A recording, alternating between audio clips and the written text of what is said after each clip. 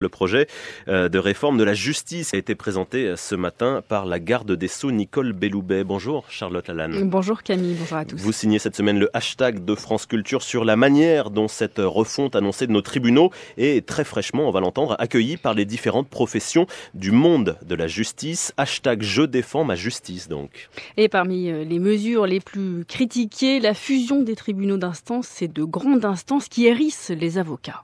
La survie du service public et que le justiciable puisse avoir accès à son juge.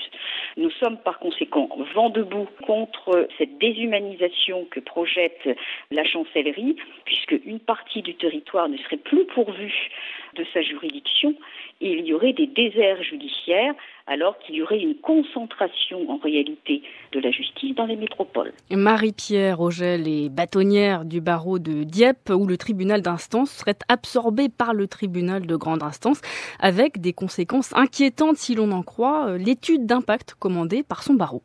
L'étude d'impact démontre qu'il y aurait une partie des justiciables qui renonceraient à leur procédure. Et sur un plan économique, si le tribunal était vidé d'une part de son contentieux, il y aurait 52% des avocats qui quitteraient le barreau. Ce qui veut dire qu'au lieu d'aller faire des kilomètres et des kilomètres pour aller plaider telle ou telle affaire, iraient s'installer sur une plus grosse juridiction. Une justice sans avocat et sans juge, voilà ce que dénoncent les adversaires de cette réforme. Sur Twitter, Céline Parizeau de l'Union syndicale des magistrats nous dit ainsi « Le juge d'instance spécialisé dans l'écoute des plus vulnérables risque de perdre sa compétence. Même crainte du côté des greffiers. Ceux du tribunal d'instance de Nice adressent ce matin une lettre à Nicole Belloubet. La proximité, notre métier, notre fierté, peut-on lire.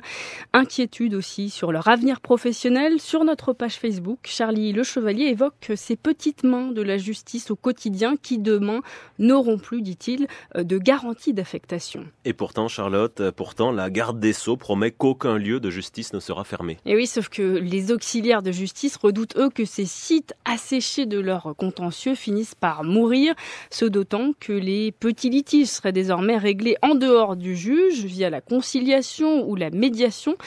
Et ce n'est pas forcément une mauvaise nouvelle selon Bruno Catala, conseiller à la Cour de cassation. Aujourd'hui, déjudiciariser, c'est comme si on disait un gros mot. Mais est-ce que le juge doit être saisi pour régler tous les conflits ? Moi, je ne crois pas. Je travaille à la Cour de cassation. On est saisi de contentieux d'infraction au code de la route pour lequel la personne a été condamnée à 135 €. Est-ce que vous croyez que c'est justifié ? À partir du moment où ce contentieux de 135 € ne touche pas aux droits fondamentaux. Moi, je crois pas. Parce que si nous réglons ça, nous ne réglons pas d'autre chose. La médiation pour désengorger les tribunaux. Et bien sur Twitter, Bruce dénonce le gouvernement qui acte, dit-il, le manque de moyens et adapte le système en conséquence. Le projet de loi prévoit 1,5 milliard d'euros de plus pour la justice et en la matière, la France est plutôt mauvais élève en Europe. Elle est à la 23e place sur 28. Hashtag je défends ma justice que vous signez donc cette semaine. Merci Charlotte Lalanne. On retrouve votre reportage multimédia sur franceculture.fr où l'on prolonge aussi la discussion sur cette réforme annoncée de la justice avec un grand entretien du magistrat et essayiste Denis Salas.